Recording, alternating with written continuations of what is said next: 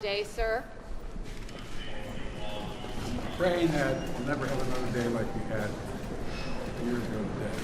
That's what I'm told. Do you hold former President Trump personally responsible? Are you praying for former President Trump? Madam Speaker, do you still pray for him? Okay, ready for who? See? That. Stay with us.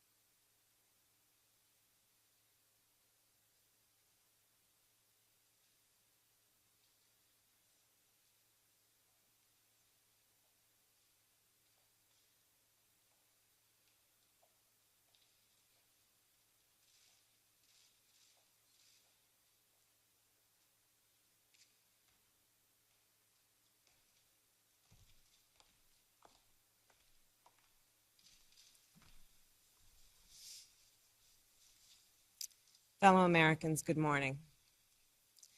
Certain dates echo throughout history, including dates that instantly remind all who have lived through them where they were and what they were doing when our democracy came under assault.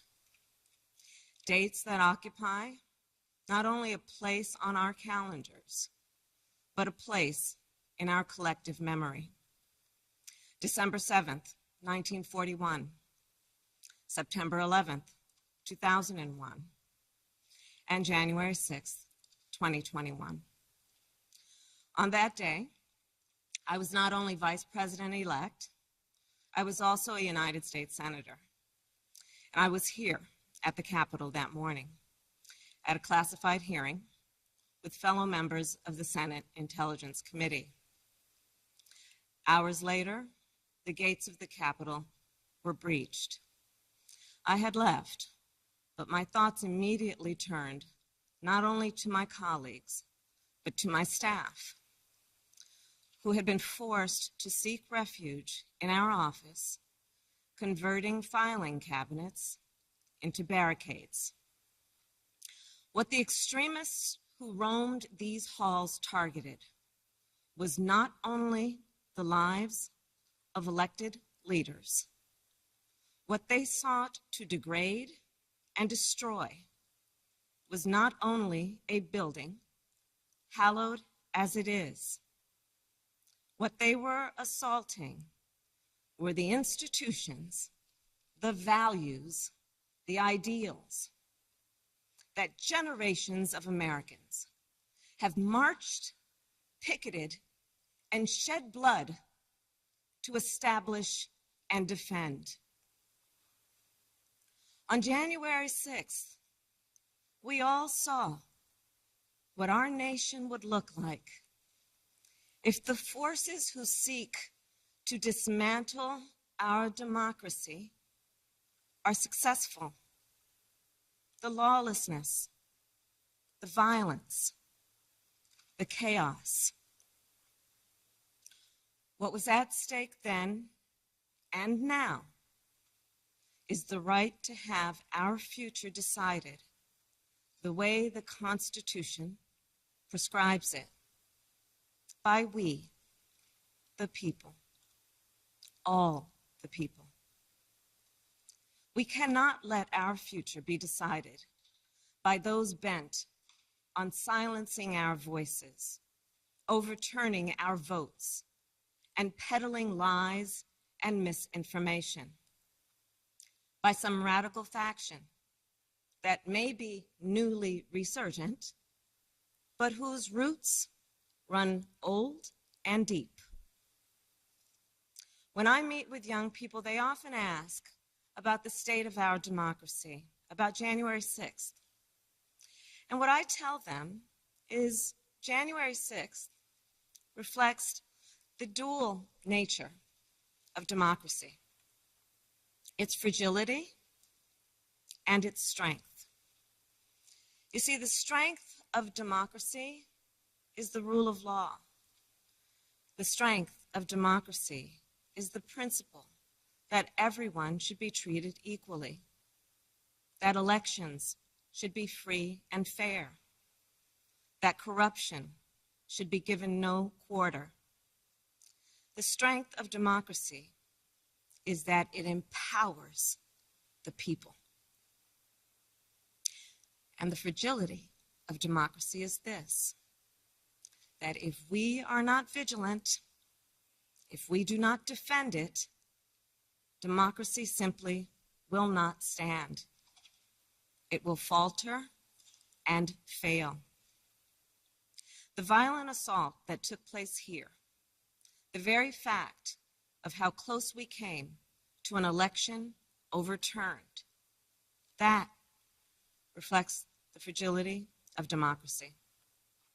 Yet, the resolve I saw in our elected leaders when I returned to the Senate chamber that night, their resolve not to yield, but to certify the election, their loyalty not to party or person, but to the Constitution of the United States. That reflects its strength. And so, of course, does the heroism of the Capitol Police, the DC Metropolitan Police Department, the National Guard, and other law enforcement officers who answered the call that day, including those who later succumbed to wounds, both visible and invisible. Our thoughts are with all of the families who have lost a loved one. You know, I wonder, how will January 6th come to be remembered in the years ahead? Will it be remembered as a moment that accelerated the unraveling of the oldest, greatest democracy in the world? Or a moment when we decided to secure and strengthen our democracy for generations to come? The American spirit is being tested. The answer to whether we will meet that test resides where it always has resided in our country, with you, the people. And the work ahead will not be easy. Here in this very building, a decision will be made about whether we uphold the right to vote and ensure free and fair elections. Let's be clear, we must pass the voting rights bills that are now before the Senate. And the American people must also do something more. We cannot sit on the sidelines. We must unite in defense of our democracy in order to form a more perfect union, establish justice, ensure domestic tranquility, provide for the common defense, promote the general welfare, and secure the blessings of liberty to ourselves and to our prosperity and posterity. That is the preamble of the Constitution that President Biden and I swore an oath to uphold and defend. And that is the enduring promise of the United States of America. My fellow Americans, it is my honor to introduce a public servant with the character and fortitude to meet this moment, a leader whose life's work has been moving our nation toward that more perfect union, President Joe Biden.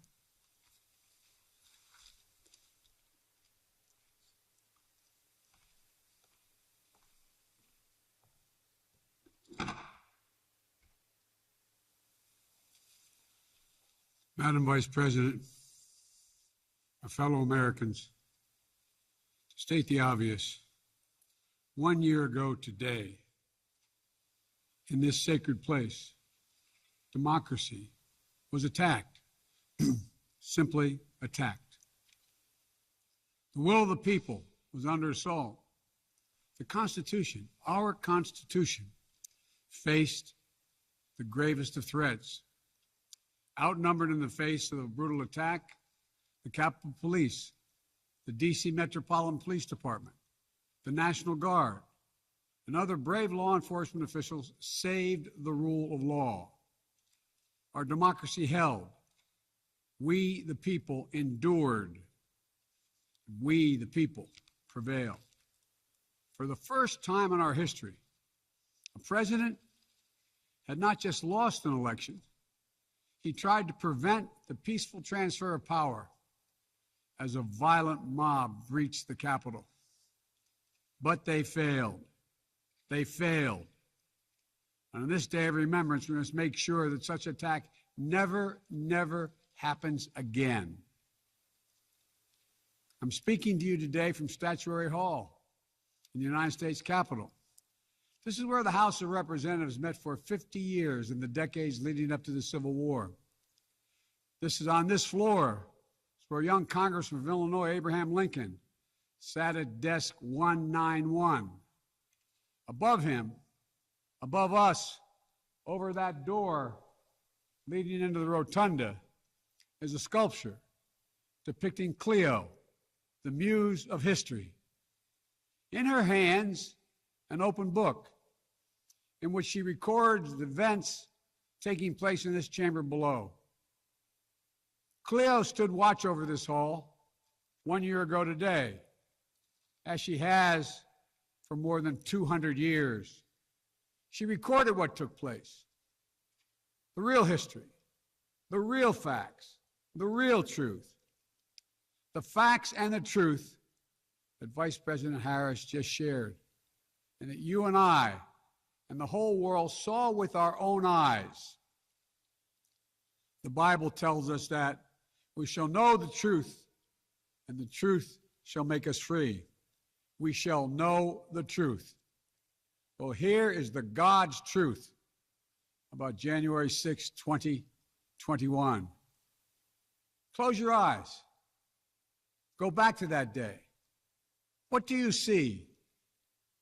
Rioters rampaging, waving for the first time inside this Capitol Confederate flag that symbolized the cause to destroy America, to rip us apart. Even during the Civil War, that never, ever happened.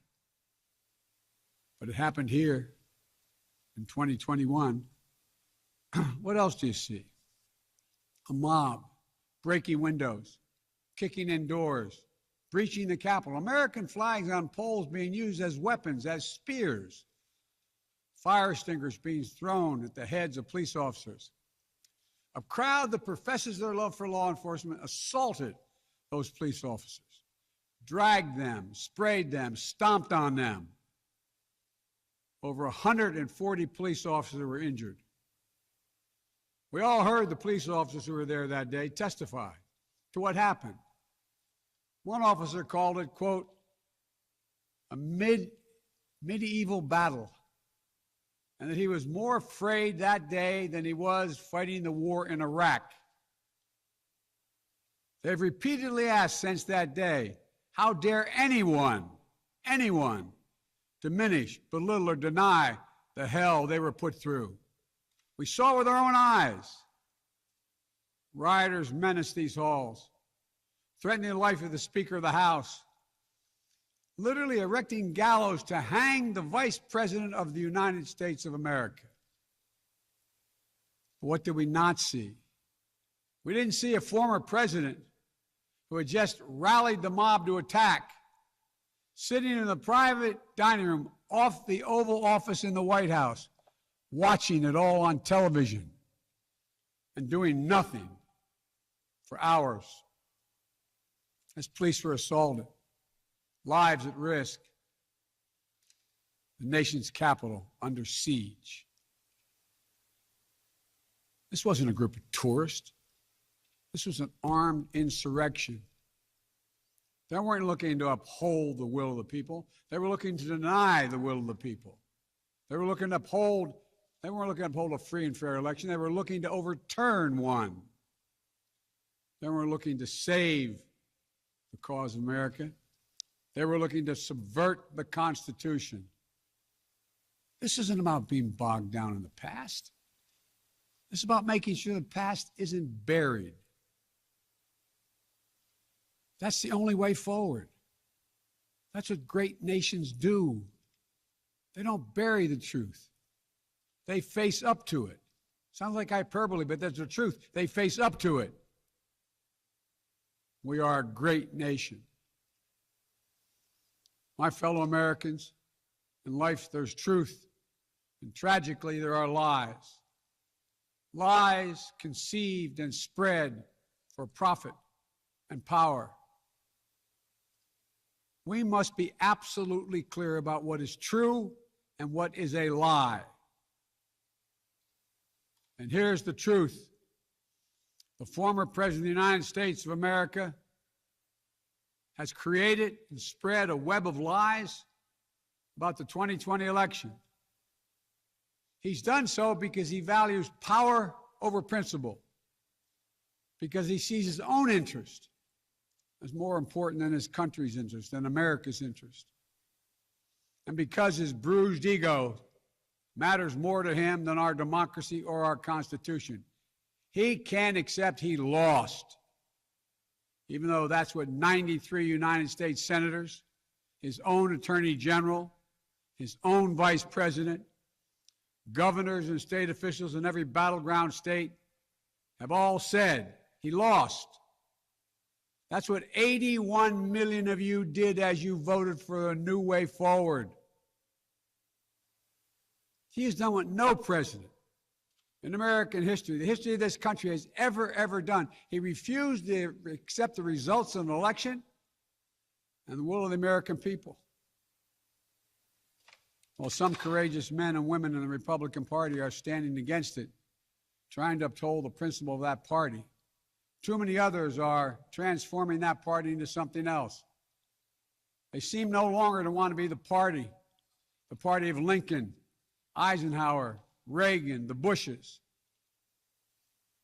But whatever my other disagreements are with Republicans who support the rule of law and not the rule of a single man, I will always seek to work together with them to find shared solutions where possible.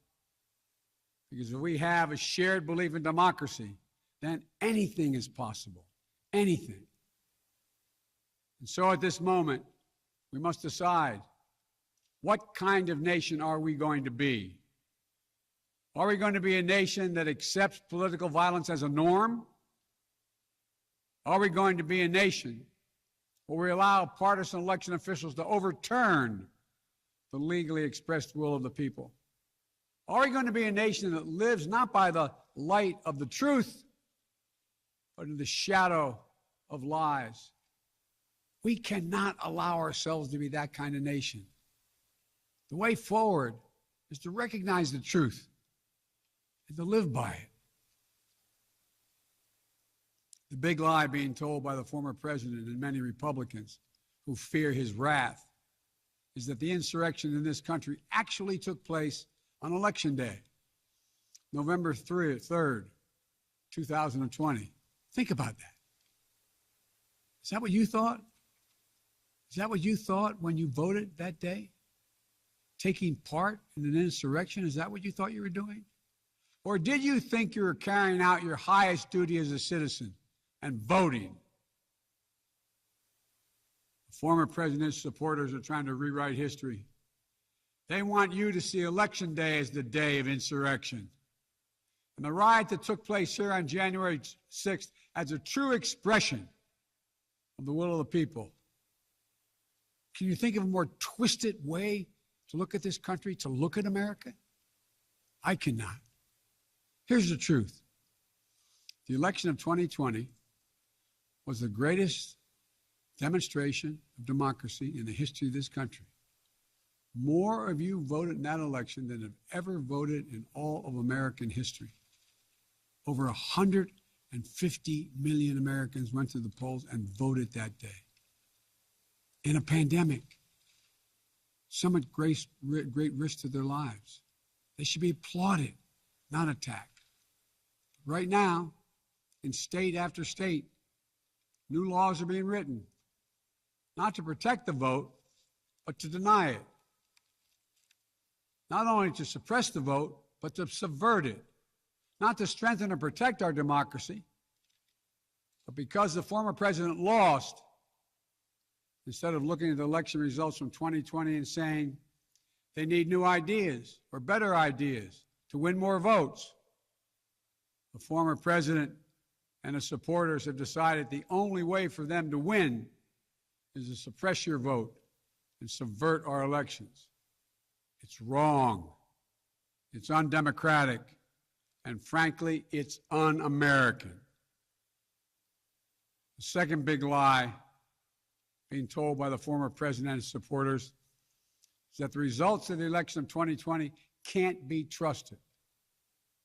The truth is that no election in American history has been more closely scrutinized or more carefully counted. Every legal challenge questioning the results in every court in this country that could have been made was made and was rejected, often rejected by Republican-appointed judges, including judges appointed by the former president himself, from state courts to the United States Supreme Court. Recounts were undertaken in state after state. Georgia counted its results 3 times, with 1 recount by hand. Phony partisan audits were undertaken long after the election in several states. None changed the results. And in some of them, the irony is the margin of victory actually grew slightly. So let's speak plainly about what happened in 2020. Even before the first ballot was cast, the former president was preemptively sowing doubt about the election results. He built his lie over months. It wasn't based on any facts. He was just looking for an excuse, a pretext, to cover for the truth. He's not just a former president. He's a defeated former president. Defeated by a margin of over 7 million of your votes in a full and free and fair election. There is simply zero proof the election results were inaccurate. In fact, in every venue where evidence had to be produced, an oath to tell the truth had to be taken, the former president failed to make his case. Just think about this. The former president and his supporters have never been able to explain how they accept as accurate the other election results that took place on November 3rd. The elections for governor, United States Senate, House of Representatives. Elections which they closed the gap in the House.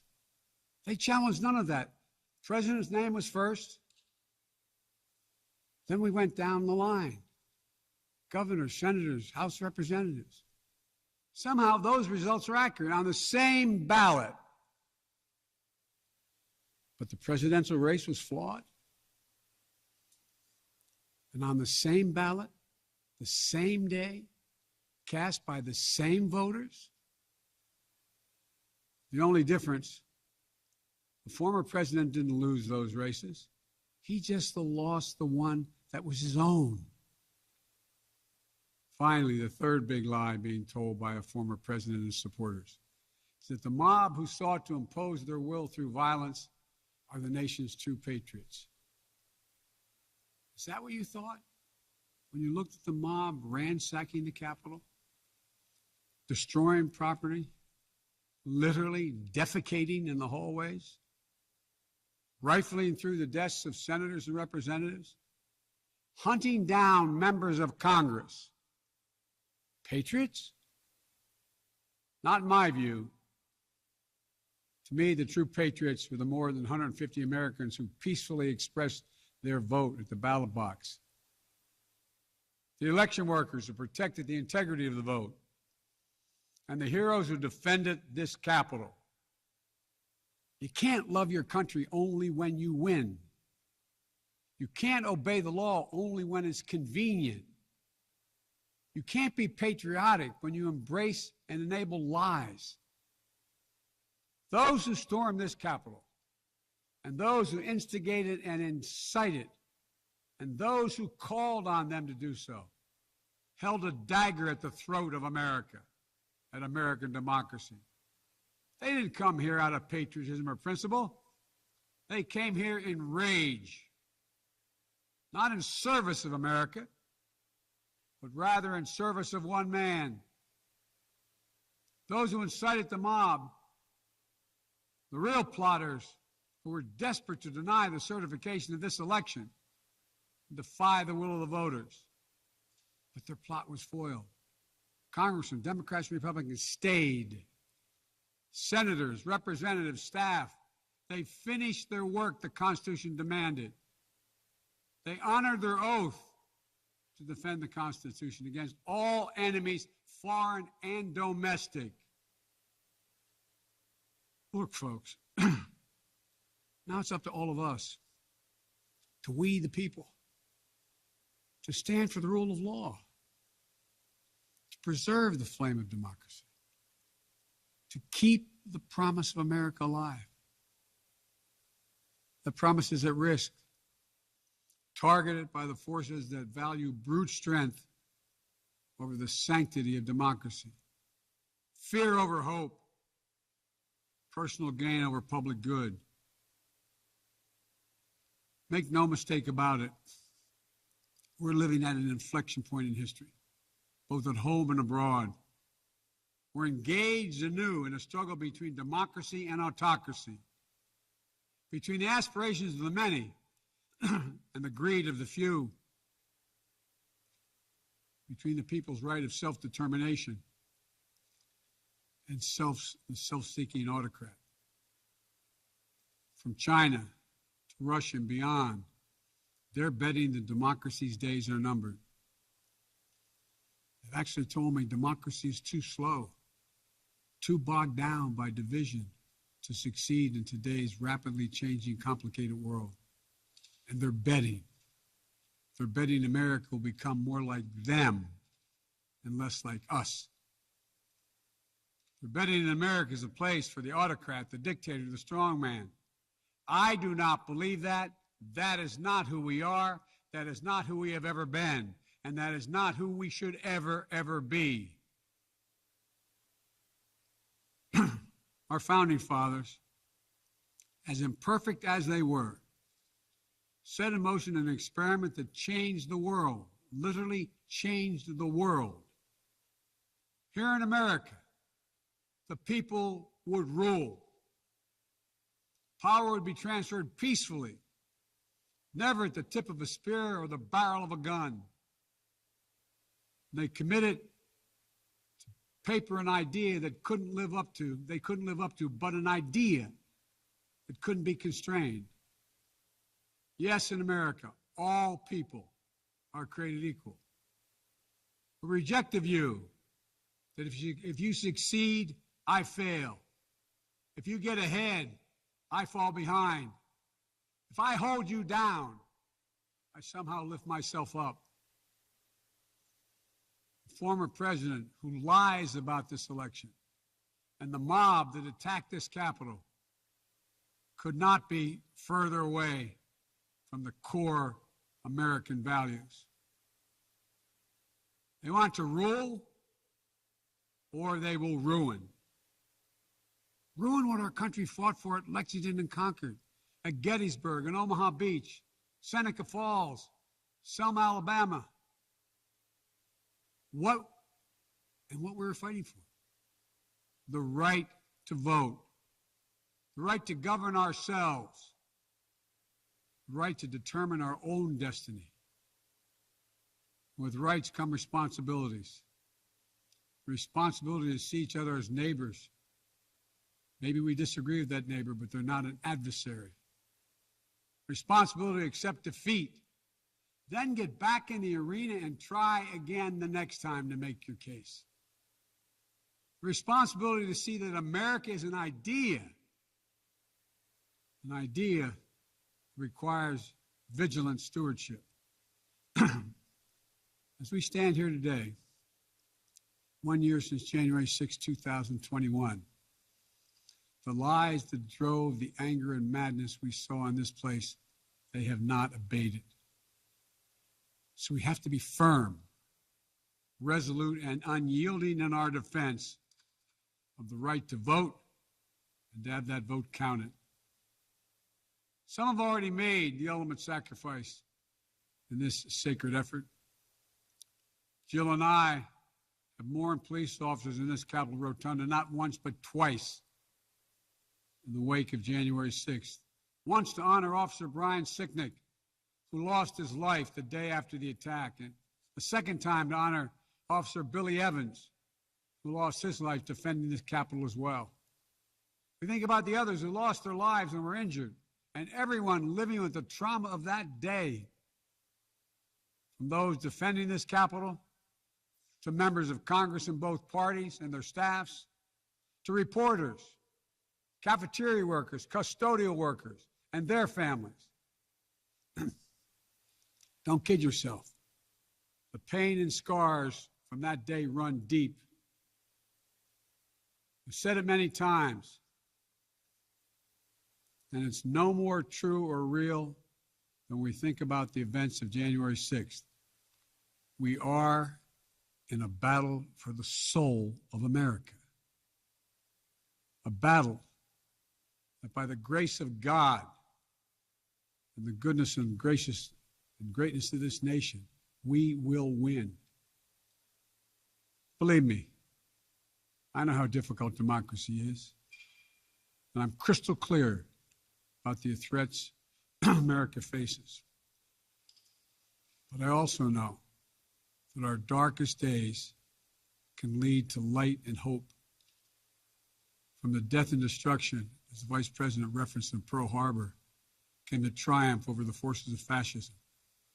From the brutality of Bloody Sunday on the Edmund Pettus Bridge came historic voting rights legislation.